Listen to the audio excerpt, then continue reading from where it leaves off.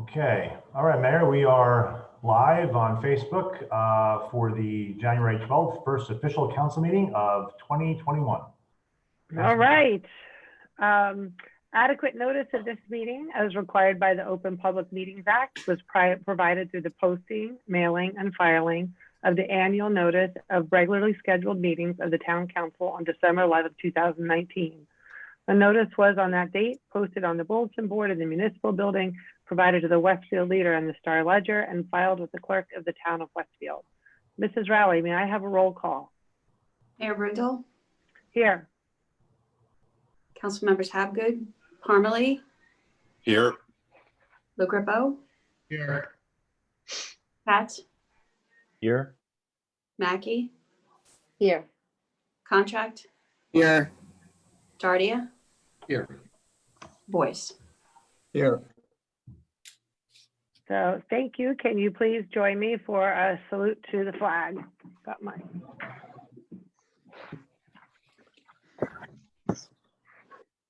I pledge allegiance to the flag of the United States of America and to the republic for which it stands, one nation, under God, indivisible, with liberty and justice for all.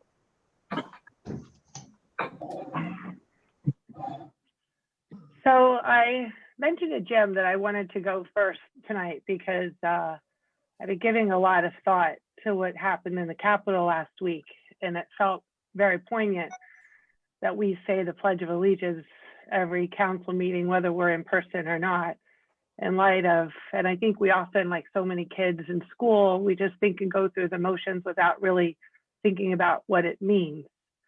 So I've just been giving a lot of thought, and it just seems as we recite the Pledge of Allegiance tonight, it's really important to reflect on what that sacred pledge really means in light of the horrific events of last week, when the Capitol was overrun by a group of domestic terrorists who called themselves patriots.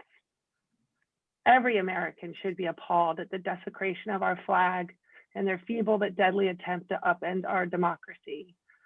I am particularly heartbroken for every service member and veteran who has proudly served defending our flag, and particularly those that never came home, and the American values and ideals it represents to have to bear witness to this assault on our democracy. This moment in history is one that will live far beyond us, and it shows the deep divides that exist in this era of American democracy. It is my fervent hope that our country can begin to come together and heal in the weeks and the months ahead. My biggest wish, above all else, is that we can set that tone here in our own community and recommit ourselves to living up to the American ideals of freedom and tolerance. I pledge to do my part as the leader of this governing body. I know we have differences, and we always will, but we cannot allow them to destroy our civility and erase our commonalities.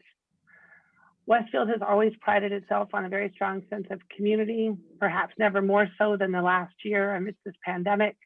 And I know that sense of community will continue to see us through. We are and we will always be one nation under God. So with those comments, Jim, I'm going to flip it to you, and then I'll go back and give the latest COVID update. Sure, thank you, Mayor. Thank you for your comments. Some quick updates for the council and the public. Just an update on COVID impacts to the staff, which continue. As of today, we have one employee in the building department quarantining pending test results. We have 3 employees in the police department, 2 positive cases and 1 quarantining due to exposure. We have 1 person in the tax collection office who is quarantining, and 1 in the court office quarantining, both pending tests. So again, it's, every day, every week it changes.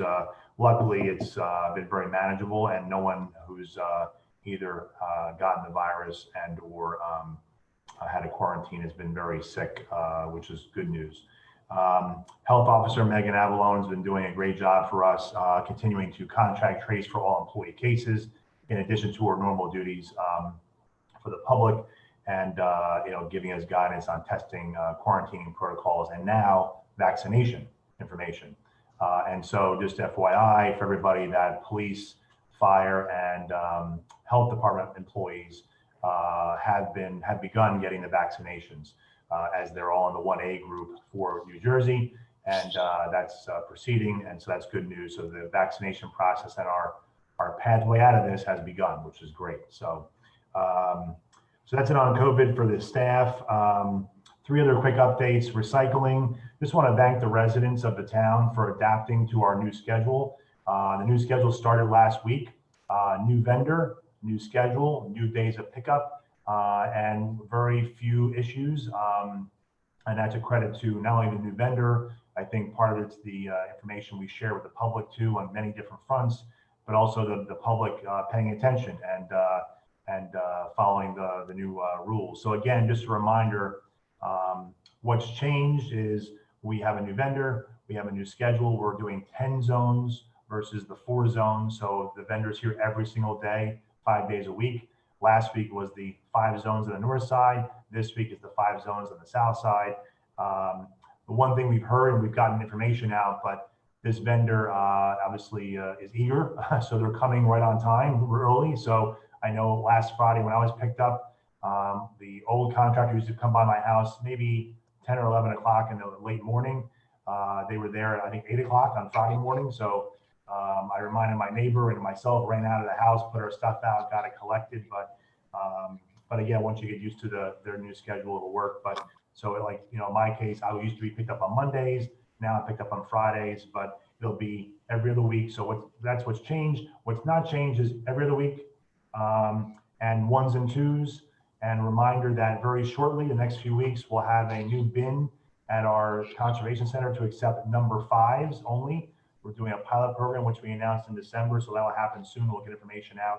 So just a reminder again, we did saturate the marketplace here with mail brochure to every home, every property, website information for the recycling, town updates, Instagram, Twitter, Facebook. We even had local press involved and the message board signs by the police to make sure everyone got the word. And it seems like most everybody did. So I just want to thank the public and thank the council for the support and thank the new vendor so far. We're in week 2, but seems to be going rather well. Leaf collection, we have completed our 3rd pass. That was done, I believe, yesterday. So there are still some remnant piles out there that have been left, and because of either branches, mums, things that were not allowed to be left in there, those homeowners have been notified. And if people see things, they can call Public Works. Right now, the street sweepers will begin to go around town as weather permits. Street sweepers have a hard time operating in very, very cold weather because they use water, but we'll do as much as we can. And one last thing is, now that leaf season is completed from the pickup of the street, Public Works will now move on to go to the parks and the common areas in town to pick up leaves that on property we own. And that will start working this week. And also frees up some of our crews to do other things now. So today we just started aerating fields at Memorial and Tamaqua. The fields crew was able to get out there. The weather is cooperating pretty well to do that. So we did that today, started that today. So the good news is the leaf collection program on the street is mostly done, and we can now be freed up to do other things, which is great. And lastly, Sycamore Playground. For those of you who remember, we finished the installation. The playground is open. Spoke to the new chairwoman of the Recreation Commission yesterday with the director and assistant director. The commission will be looking to plan a ribbon cutting with the council at some point very soon. And separate from that, the plans for the Terry DeFalco Memorial are still being worked on, and that'll happen sometime likely in the spring. But all good news, and that's my update, Mayor. Hey, thank you, Jim. I just want to give everybody a bit of information and update on COVID. This will serve as my, COVID update for this week until Friday. On a statewide basis, the COVID rate of transmission declined slightly for the first time in a week to 1.08, but hospitalizations rose for the 3rd consecutive day. The 7-day average for daily positive tests in New Jersey is up 18% from a week ago and 7% from a month ago, when the state was witnessing an increase in cases after Thanksgiving. The governor warned that the impact of indoor Christmas and New Year's Eve gatherings will continue to be seen in the coming days. The most recent positivity report that we have is on Thursday, and it's for tests administered statewide. It was 11.32%. It has been 10% or higher since December 22nd. More locally, COVID-related hospitalizations at Overlook are up approximately 11% since the beginning of January. Thankfully, they have not climbed back to the mid-December levels. Here in Westfield, the total number of cases reported to date by the Department of Health is 1,260 as of January 6th. As I shared in Friday's update, the first week of January unfortunately brought the highest number of weekly cases ever at 137 since the start of this pandemic.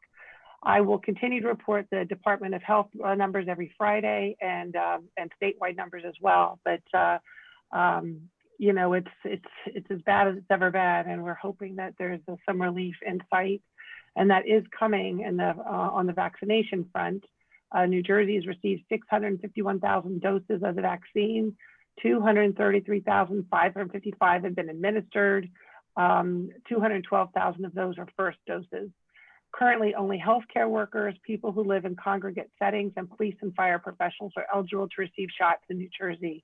The New Jersey Department of Health anticipates the vaccine should be available for the general public by April or May, with the hope of vaccinating 70% of adult residents by the end of May.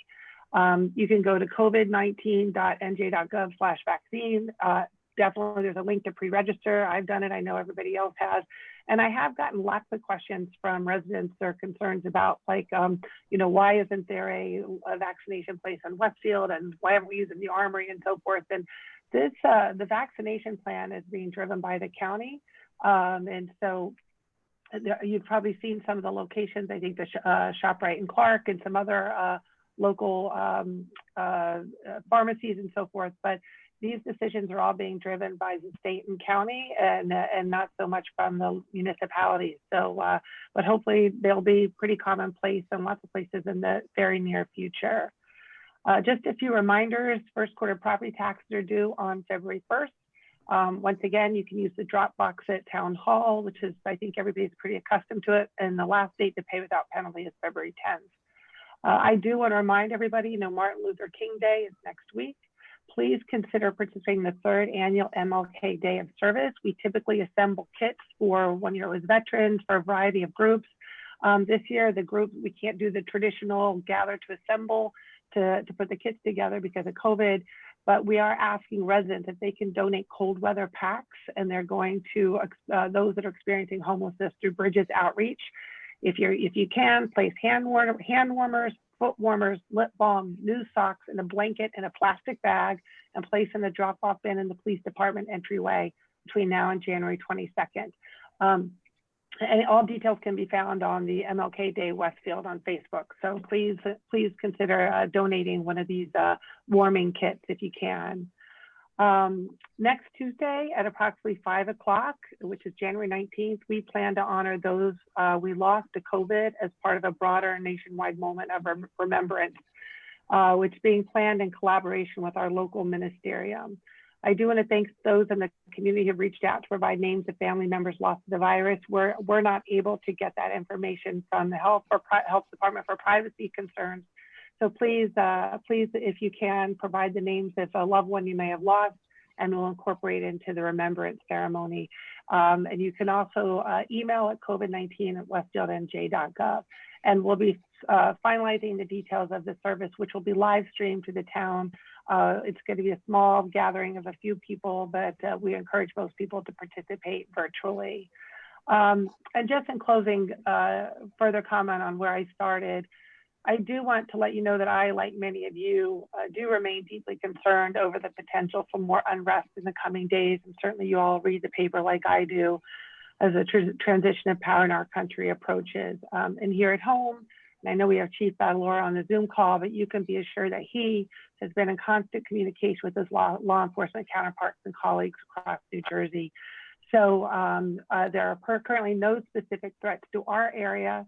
I know that Chief Badalora and the extraordinary team in our department will operate from a position of preparedness as they continue to monitor the situation. So I do want to thank all of you, as always, for your participation and your engagement. I, wish all best wishes and God bless President-elect Biden and the incoming administration and our great country. We have a lot of work to do, but I do really believe that we have brighter days ahead.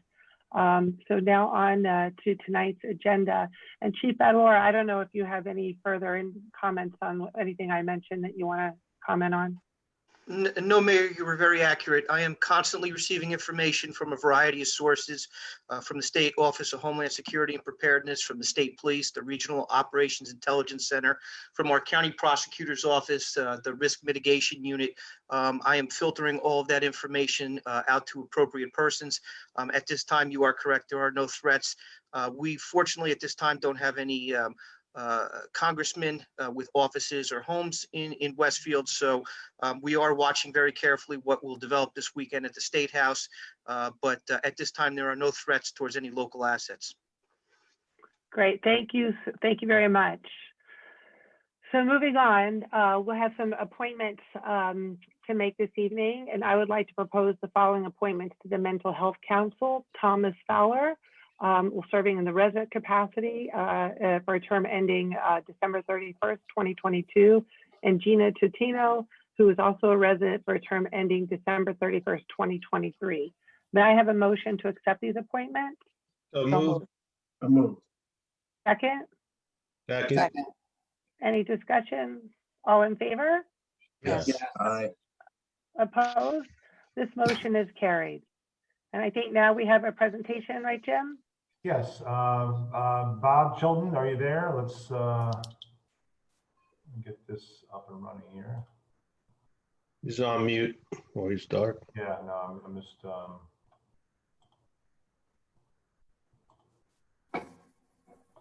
Bob, are you there?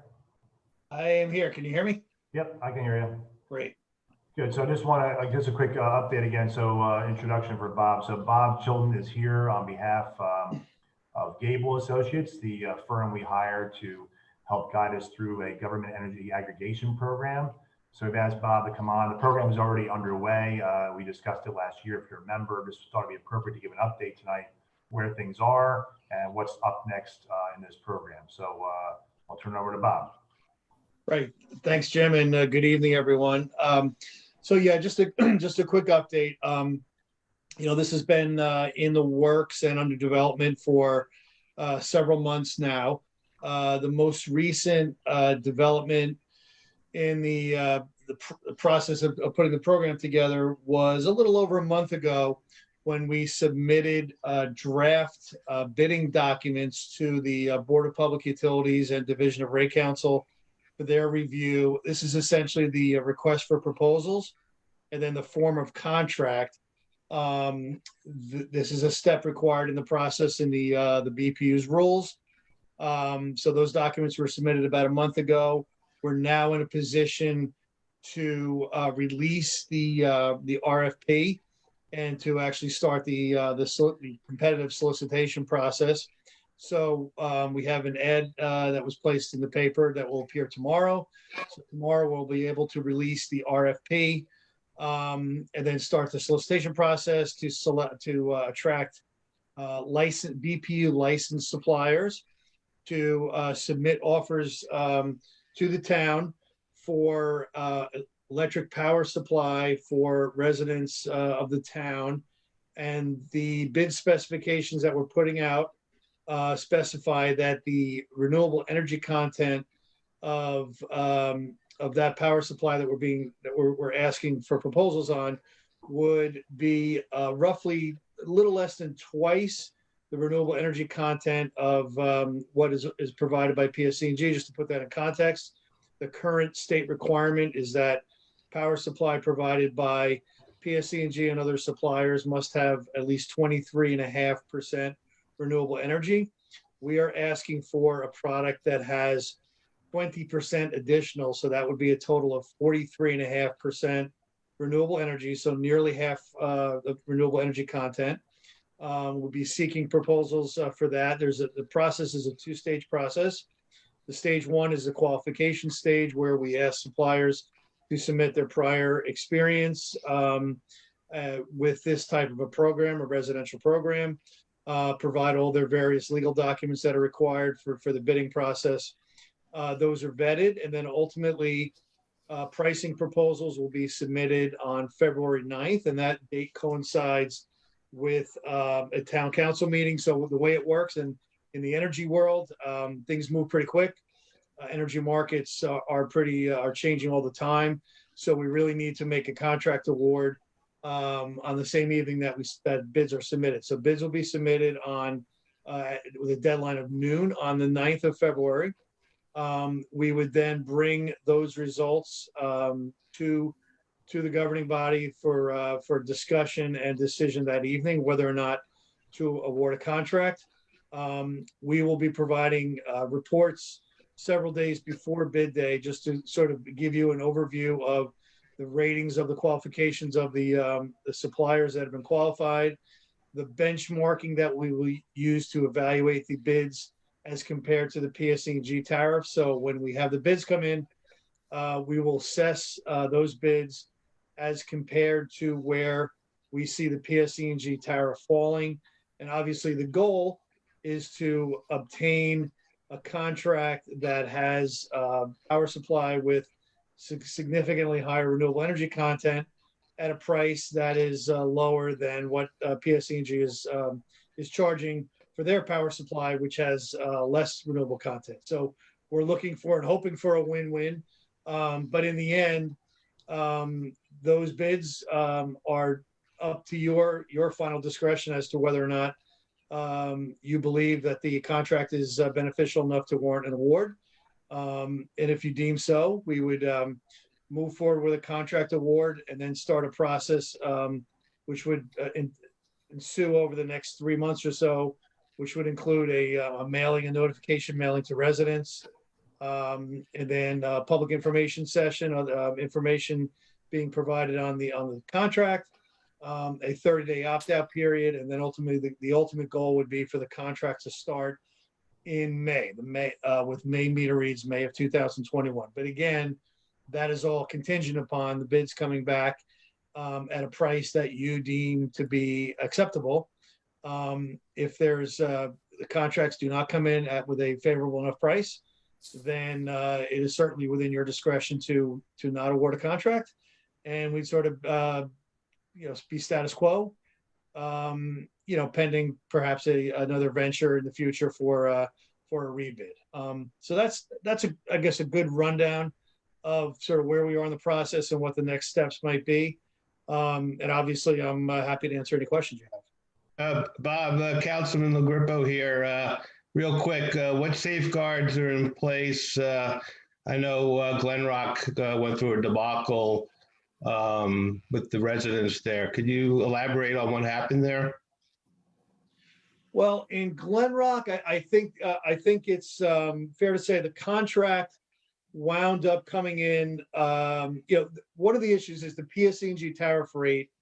While they have a posted tariff rate that's reasonably predictable and reasonably stable, they have other factors that they apply on a monthly basis. So the price to compare on a PSE&G bill will vary from month to month, sometimes significantly, which can cause some confusion. And that's just an unfortunate happenstance of how PSE&G posts the monthly price on customers' bills. So in that case, I think Glen Rock, early on, put the program out there as something that would, save a significant amount of money for residents. In addition to the renewable energy content, I think over the life of the contract, there were ebbs and flows of the PSE&G rate. Over the life of the contract, I think folks saved a few dollars, certainly not a lot of money.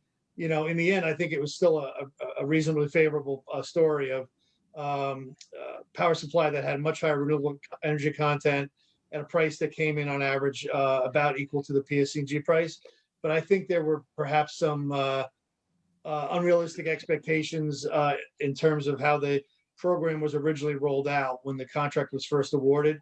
So I think folks did not necessarily see the level of savings that they were expecting. So I think that led to some of the some of the turmoil, if you will, with some residents sort of feeling that they did not see what they were expecting to see. So, there's two things there. One is to, be very transparent in terms of how the contract price, if contract awards are made, how that price compares to the PSE&G rate, how the PSE&G rate may vary over time.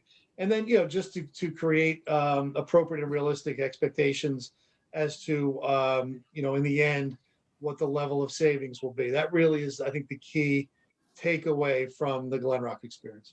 Right. What did you say the take rate is in Glen Rock right now? I'm sorry, could you repeat, please? I didn't catch all that. What's the percentage of residents that are on the plan? The Okay. 50%? 60%? Right. So their contract for the first round of their program just came to an end in December. So right now they're in between contracts. But I would say over the life of that contract, the original participation rate was probably around 70%, and then it gradually sort of ramped down to about 50% by the end. I will tell you that a gradual attrition rate once the contract starts is fairly normal, because what happens is as folks move and their accounts are closed out, they automatically are removed from the program, and then the new folks moving into the home are not automatically enrolled. So it's very typical to see an attrition rate. I would say their initial opt-out rate, where they started with 70%, is higher than typical. The attrition rate through the remainder of the 18 months of the contract was fairly typical. Usually averages about 1% to 2% per month, just because of the turnover of accounts and whatnot. Okay, cool. And can you just go real quick? It's still an opt-out program, right? It is. That is the way the program is designed under state law and BPU rules. And frankly, the rules and the law are written in reflection of the realities of the marketplace, where an opt-out program really is the only viable way these programs can create an attractive product in the marketplace. It started out as an opt-in. The original law for energy aggregation that was passed in 1999 was an opt-in program, and it was completely unsuccessful. So the legislature actually changed the law in 2003 to change it to an opt-out. So that is the way it is currently set up under state rules, and really it's the only viable way to do it in the marketplace. Right. So you'll do outreach. So people that want to remain with PSE&G, because the town so far hasn't done a great job in communicating to residents that if they want to remain with PSE&G, they're going to have to take that step to remain with PSE&G. So the way it works is, if there's a contract award, there's a mailing that goes out to all eligible residents. That mailing is first, again, like our RFP, it's submitted to the BPU for their review to make sure it meets their specifications. And that mailing then goes out to every resident, explaining the contract, the various essential terms of the deal, and then the various mechanisms for folks that can opt out if they so choose, be it by returning a postage paid card that's in the mailing, by internet, by telephone, or by email. So there are a number of ways, try to make it as easy as possible to opt out. That information will also we'll provide some materials that can be posted up on the town's website.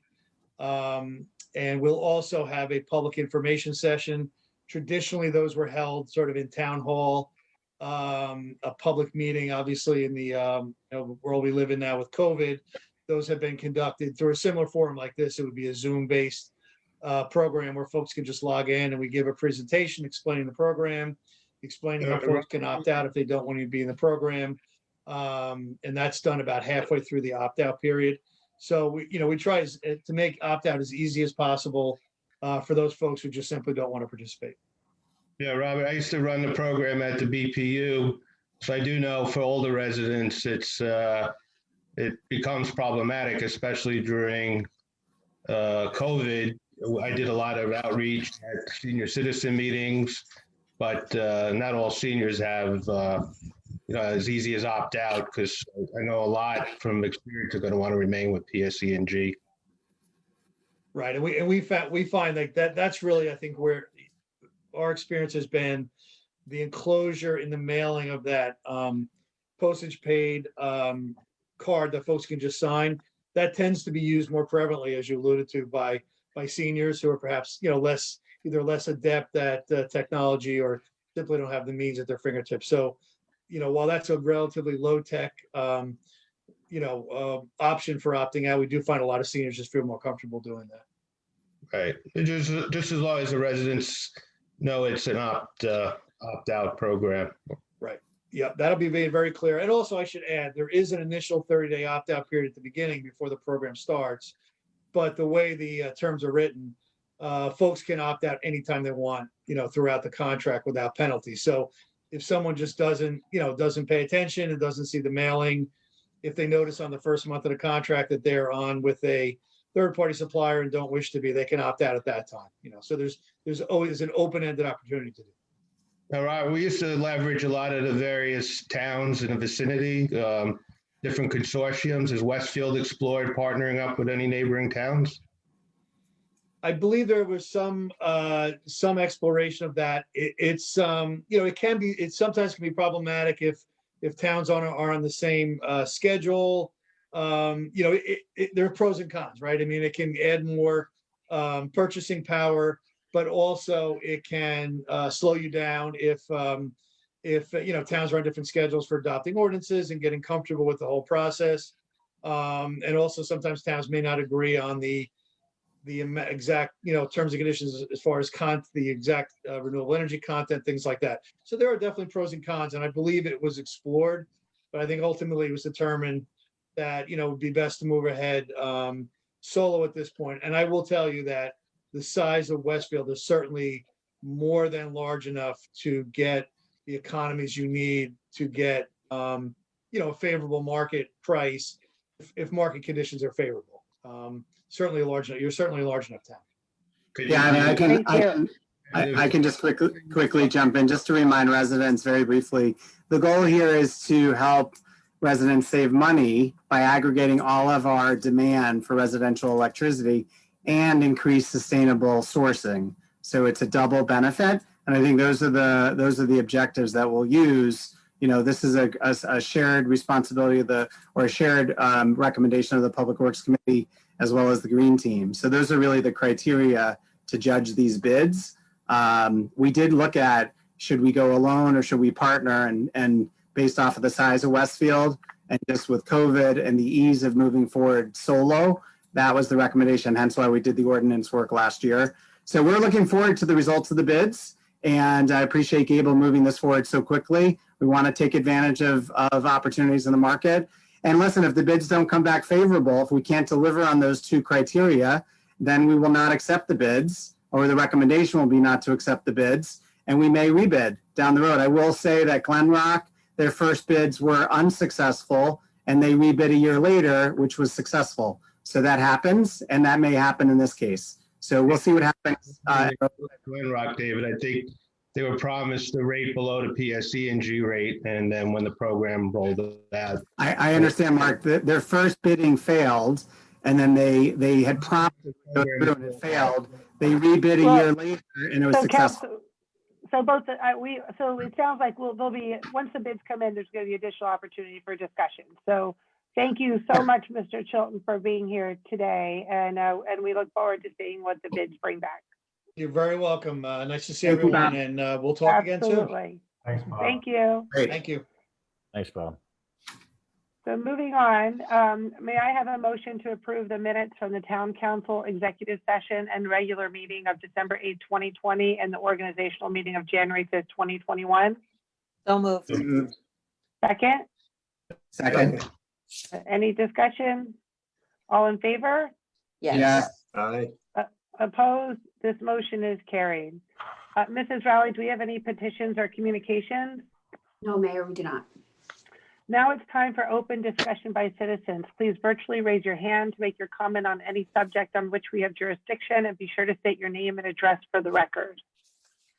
Mayor, this is Tom Jardine. I just want to note for you and for Mr. Gilday, there's an individual, Andrew O'Connor, who has his hand raised. This is an individual that resides in the state of Colorado. So pursuant to section 2-66 of our general town code, only taxpayers and residents of the town are permitted to speak during public session. I've been in contact with with the gentleman during this meeting to confirm that he's neither a resident nor a taxpayer. So I would ask, Mayor, that you don't recognize him to speak at this time. Thank you. Anyone else?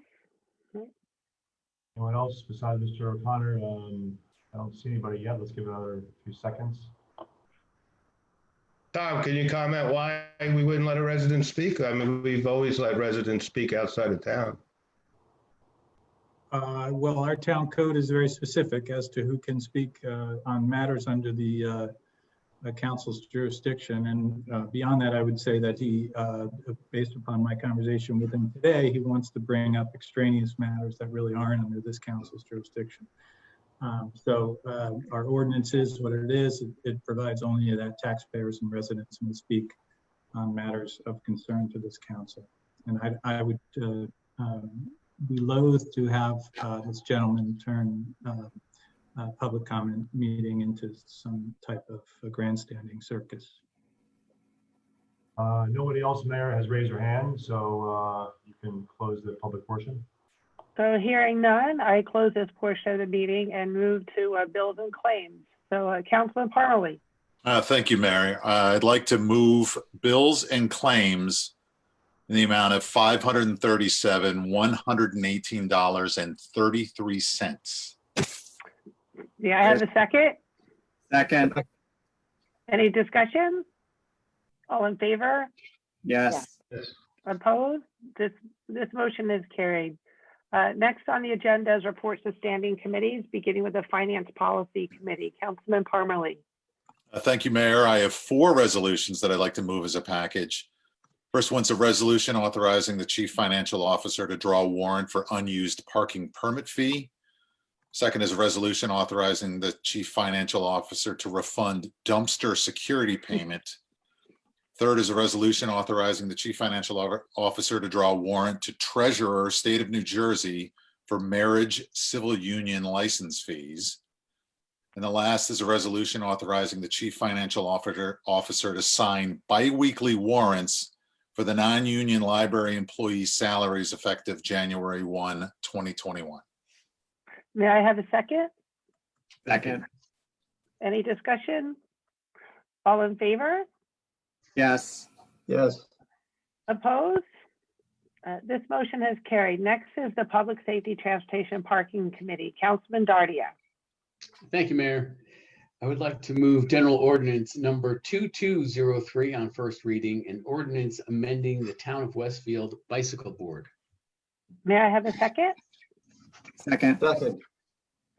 Any discussion? Councilman Dardia, do you want to talk a little bit about what this ordinance actually does? Yeah, sure.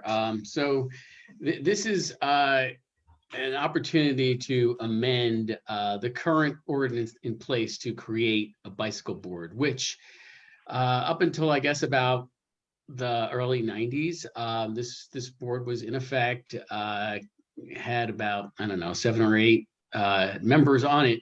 And I think their chief responsibility was to like mete out punishment for biking infractions. So so the point of this amendment is to kind of change up the composition of the board and to add a liaison from the green team to be part of it. So that's our hope. This is a first reading. So hopefully by February, we'll have this in place. Great. So please call the roll. Councilwoman Habgood, Councilman Parmalee, Yes. Councilman LaGrippo, Yes. Councilman Katz. Councilman Katz, Yes. Councilwoman Mackey, Yes. Councilman Contract, Yes. Councilman Dardia, Yes. Councilman Boyce, Yes. Mayor Brindle. Yes, the motion has carried. Councilman Dardia, is there anything more you wanted to say? Yeah, a public couple safety? things, that'd be great. Thank you, Mayor. Sure. Just regarding the Public Safety, Transportation and Parking Committee. So 2020, we had a productive year despite the pandemic conditions, and just a few things that I'd just like to share with everyone at this time. As you just heard, we're trying to reinvigorate the Bicycle Advisory Board. As I said, it was sort of like in a state of dormancy for a while, and we want to change that up, bring it back. Trying to add this amendment and change it so that it serves as a partner to the downtown and actually all around town when it comes to making biking safer and more accessible. Separately, in our last meeting, Chief Bataloro approved testing out the idea of having parking enforcement officers hand out warnings, not tickets or fines, but to anyone biking on the sidewalk downtown. So, these are designed to be fun warnings, designed mostly to educate that it's against the law to do this. And likewise, parking enforcement officers could also hand out warnings. Again, not tickets to kids under 17 who aren't wearing helmets while biking in town. Again, it's a fun warning. It's designed to be educational. We're also trying to increase the number of bike racks in the downtown because, hey, let's face it, some people just want to bike into town and not ride around so much. So we're trying to increase the number of bike racks. So next, this past Saturday, Jim Boyes, Jim Gilday, and I met with residents to discuss a proposed plan to install a center island at Walnut Street and Lawrence Avenue. This was planned to be a temporary traffic intervention, which could become permanent after a trial period. And it's designed to address the numerous accidents that have occurred there in the last few years. Well, we received a lot of very helpful observations and feedback from the 11 or so residents that showed up. There are ideas for improving the intersection safety will certainly be taken into consideration. One of the recommendations was to address the speeding on Lawrence Avenue. So, of course, our first course of action will be to perform a speed study there on Lawrence Avenue between Kimball and Walnut. And speaking of speed studies, our efforts in 2020 will continue in terms of monitoring speeding in town. And so we have our speed box studies done mostly by our traffic sergeant, Sergeant Ostrander, to monitor speeding and put targeted enforcement in place when necessary. We have some upcoming locations, so folks look out for speed studies being done in Ward 2 on Kimball Ave, Ward 1 on Oak Tree Pass, Barchester Way, Ward 3 on Grandview, and again in Ward 3 on Sycamore.